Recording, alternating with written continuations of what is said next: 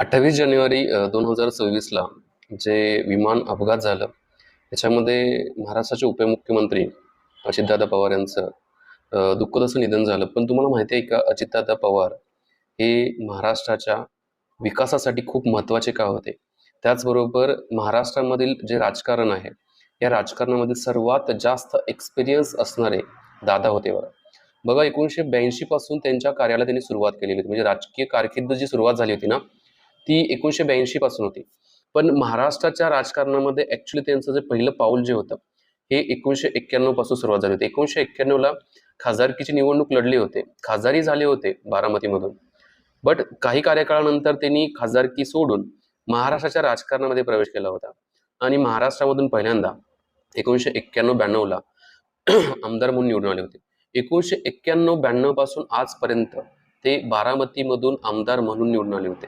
म्हणजे टोटल जर तुम्ही बघितलं तर टोटल 8 वेळा ते महाराष्ट्रामध्ये ॲज अ बारामती मतदारसंघातून आमदार म्हणून आले. टोटल 8 वेळा, म्हणजे 1991 ते 2024 पर्यंत, मागच्या वर्षी 2024ला ज्या निवडणूक झाल्या तिथपर्यंत.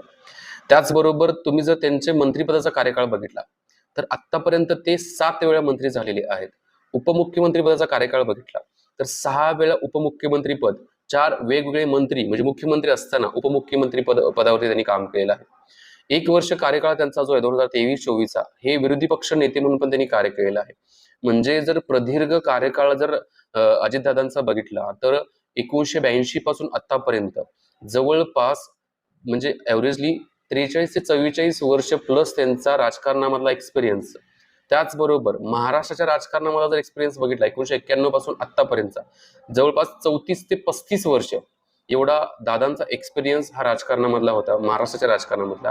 त्यामुळे महाराष्ट्रातील सर्वात अनुभवी आणि दीर्घकाळ उपमुख्यमंत्री पदावरती राहिलेले व्यक्तिमत्व होतं. आणखी एक सगळ्यात महत्वाचं, महाराष्ट्राच्या वित्त आणि नियोजनाच्या संदर्भात त्यांचा जो हातखंडा होता ना, तो हातखंडा खूप जबरदस्त होता. त्यामुळे कुठेतरी विकासाच्या दृष्टिकोनातून दादांचं महत्व खूप महत्वाचं होतं.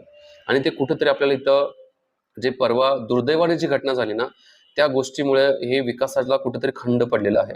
दादांचं हे अचानक जाणं आपल्या महाराष्ट्रासाठी खूप असं विकासाच्या बाबतीमध्ये बॅकफूटवरती घेऊन येणार आहे. सो हा त्यांच्या कार्याचा आढावा आहे, खूप मोठा कार्याचा आढावा आहे, पण मी तुमच्याबरोबर थोडक्यात सांगितलेला आहे बघा.